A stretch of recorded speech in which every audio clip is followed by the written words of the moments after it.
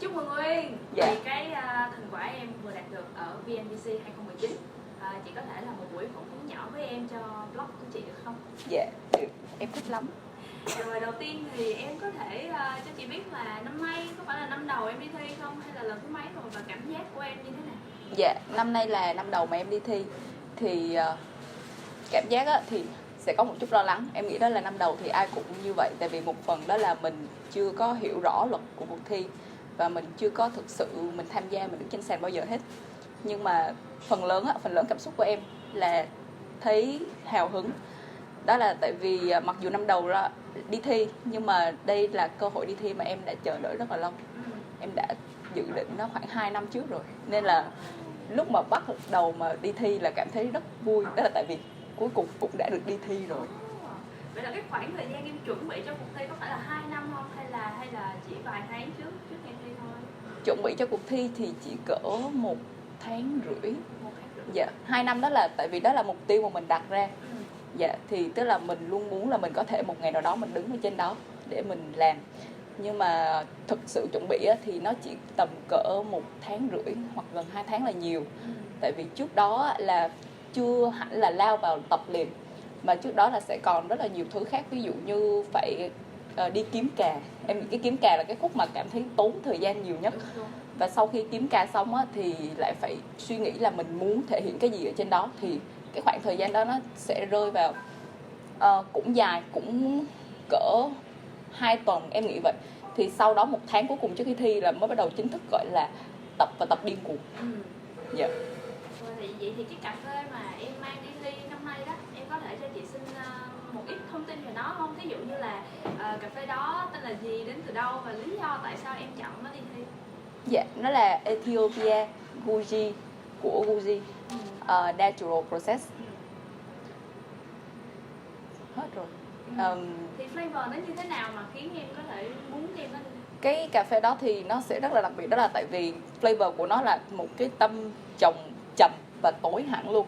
Là khi mà mọi người uống thì mọi người sẽ nhận được đó là dòng berry, nhưng mà chỉ những dòng berry rất đậm. Ví dụ như là blackberry hoặc plum hoặc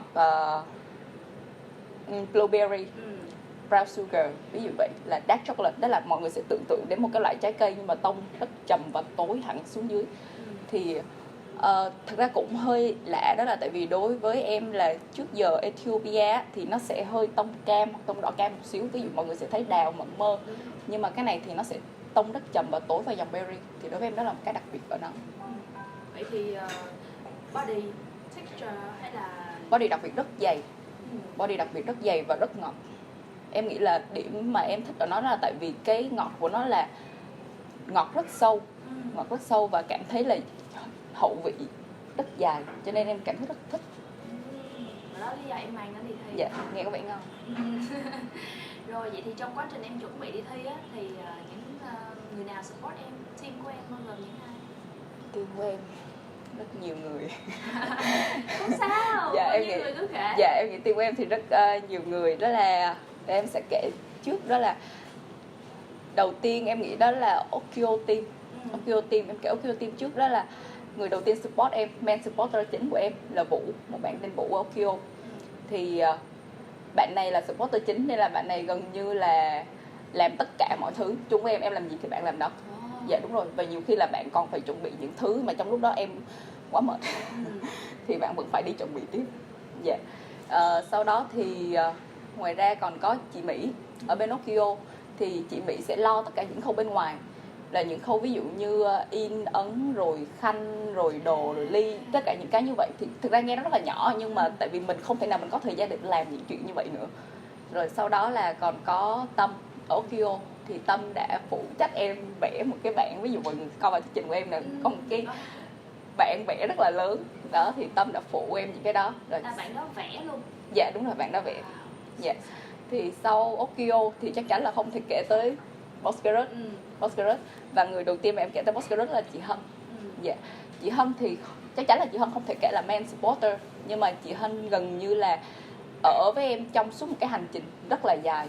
Từ lúc mà bắt đầu em nói với chị Hân là em muốn đi thi, thì tại vì chị Hân cũng có một công việc riêng, cho nên là chị Hân sẽ ở dưới một cái vai trò là mentor. Dạ. Nhưng mà trong cái thời gian mà em chưa có supporter á, thực ra em chỉ có supporter vào khoảng 3-4 tuần trước ngày thi, và một cái tuần rất là sát. Thì trước cái khoảng thời gian đó á, thì đã có rất là nhiều lần về tinh thần hoặc là về chuẩn bị, thì tất cả những người ở bên cạnh em, chủ yếu đó là chị Hân đã giúp em tất cả những cái việc giống như vậy. Cho đến khi em có supporter chính thì chị Hân mới thực sự là làm cái công việc của mình. Còn trước đó là chị Hân phải giúp em, đó là tại vì em không có ai ở bên cạnh hết. Dạ. Rồi sau đó thì anh Hưng, một nhân vật lâu lâu xuất hiện một lần nhưng mà mỗi lần anh Hưng xuất hiện thì anh Hưng sẽ cho những cái lời khuyên, rồi nên làm gì và bài của em nó thiếu gì, anh Hưng sẽ đóng góp những như vậy, xong anh Hưng đi. Dạ. Và cuối cùng đó là mọi người ở Boss Group, đó là tại vì cái cà của em á, nó gặp một cái vấn đề rất là lớn, đó là nó rất nhiều record và defect, rất nhiều. Em nghĩ là cuộc đời em chưa bao giờ gặp cái cà nhiều như vậy.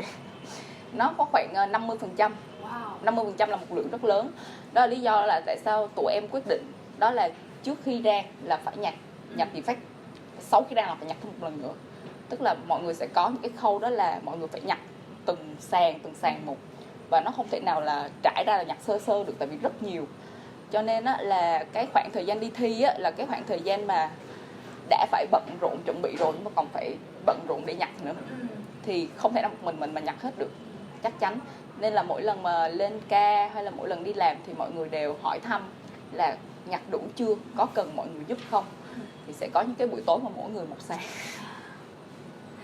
và lúc nào cũng trong tình trạng như vậy, cho đến ngày mà khoảng 2 tuần trước khi thi là đảm bảo là tất cả cà phê là đã có hết rồi, thì lúc đó là mọi người mới có thể tiếp tục làm công việc của mình. Quá khó khăn. Cho nên là supporter là rất nhiều người, tại vì rất nhiều người đóng góp. Vậy ai là người rang chính cho em ha? Dạ là anh Hưng luôn. Dạ. Nhưng mà sẽ phải rang rồi thử. Dạ không, anh Hưng vào đúng cái thời gian mà mình cần rang, tức là mình tính ngày và đúng cái thời gian đó thì anh Hưng đi công tác châu Âu 10 ngày. Rồi làm sao để mà em có thể quyết định được là cái cà đó nó nên rang được cái Dạ mình không quyết định gì hết, mình không rang luôn. Tại vì không ai hết. Cho nên là anh Hưng bay về là anh Hưng phải bật máy rang liền, ví dụ vậy. Đó là mình sẽ bị vướng một cái khúc đó vào đúng cái ngày mà chắc chắn phải rang thì không có ai rang hết. Đó, nên là cái ngày mà anh Hưng về là phải bật máy rang liền, và mình chỉ có thể chuẩn bị tinh thần cho cái mẻ cà đó nó như thế nào tiếp thôi. Đó là risky. Dạ đúng rồi. Nhưng mà em cũng quá là hay, nhưng mà mình có thể mà em có thể trình diễn trên sân khấu một cách tự tin như vậy. Dạ. Rồi thì trong cái quá trình mà em chuẩn bị như vậy em có gặp khó khăn gì không? Khó khăn ví dụ như là cân đối được thời gian, hay là một cái điểm yếu của mình gì đó mà mình phải khắc phục trong một cái thời gian. Dạ, nó sẽ có rất nhiều. Đó là điều đầu tiên mà em luôn lo lắng, đó là về cà phê của em. Giống như chị thấy thì mình phải chia thời gian để mình nhặt, tại vì nhặt không kịp thì cũng rang không kịp, mà không rang kịp thì không có cái gì chuẩn bị hết. Đó là đầu tiên là về cà phê, là lúc nào cũng trong tình trạng lo lắng, đó là có đủ không, và nhặt như vậy đã đủ chưa và còn cần bao nhiêu nữa. Đó là cái đầu tiên. Sau đó cái thứ hai á, mà đó là về bản thân em. Đó là tại vì trong khoảng thời gian thi á, thì đó là em nghĩ đó là lúc mà mình nhận rõ ra nhất như nào gọi là áp lực. Dạ, tại vì mình vẫn phải đứng ca, rồi mình vẫn phải chuẩn bị thi, và sau đó là cái cà của mình nó có rất là nhiều cái vấn đề khác. Tất cả mọi thứ nó dồn vô khoảng 1 tháng cuối cùng. Thế là mình phải luôn tự nhủ là mình vẫn phải luôn vui vẻ khi đứng quầy, và mình vẫn phải bình thường. Đúng rồi, bình thường nhất trong vòng những cái ngày giống như vậy, chứ mình không thể là mình để một cái tiêu cực khác nó lên trong lúc mà mình đang làm việc. Đó, xong thiếu ngủ. Sau đó ai cũng vậy. Dạ đúng rồi. Và trong cái vòng cỡ 2 tuần trước khi thi thì tất cả các feedback nó chỉ đưa vào một ý kiến cuối cùng, là kể cả có luyện tập bao nhiêu đi chăng nữa thì nó cũng rơi về một cái điểm, đó là em không có đủ connect với lại chốt. Tức là có mời bao nhiêu người về thử làm chốt, tức là mình sẽ mời khách hàng về mình coi thử coi có được không, gì vậy.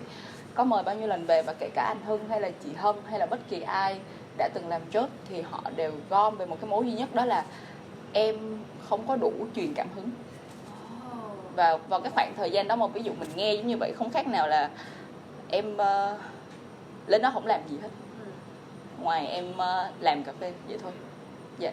Đó là em không truyền cảm hứng được và không ai cảm thấy inspire bởi em. Và cái câu chuyện của em nó không đến nổi tệ, nhưng mà em không connect được giữa em và người khác. Và cái khúc mà đặt ra đối với em tự đặt ra cho mình đó là làm sao để mình có thể trong vòng 30 giây đầu 30 giây đầu là mình đang rót nước cho các church, làm sao trong vòng 30 giây đó mà mình có thể làm cho 4 người church đó đều thích mình. Và trong khoảng 2 tuần đó thì chị cắm đầu vào tập. Ý là lúc đó là rất hoang mang, không biết là tập gì. Ví dụ như mọi người hoang mang về technical, thực ra mọi người có thể rất dễ tập. Mọi người lau không sạch, mọi người có thể tập lau. Nhưng mà mọi người không thể nào tập cho người khác thích mình. Đúng.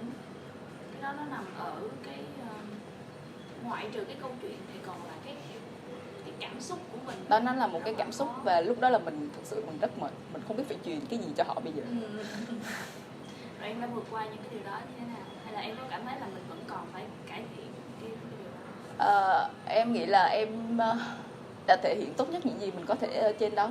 Tại vì sau khi thi xong, sau khi nhận giải và kết quả xong thì em có hỏi chớt về cái vấn đề đó. Đó là tại vì cái vấn đề mà mình gặp cuối cùng khi mà mình được feedback, phản hồi thì rất là vui, đó là tất cả các chớt đều cảm thấy được truyền cảm hứng. Mỗi tội là episode dở quá. Nhưng mà không sao hết đâu.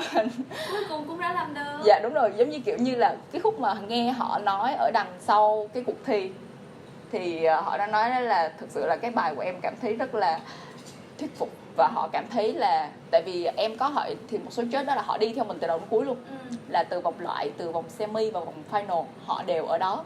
Thì họ đều cảm thấy đó là một cái màu sắc gì đó mà mình tạo nên. Và họ đều cảm thấy đó là không, lần sau tao muốn con bé này thi tiếp.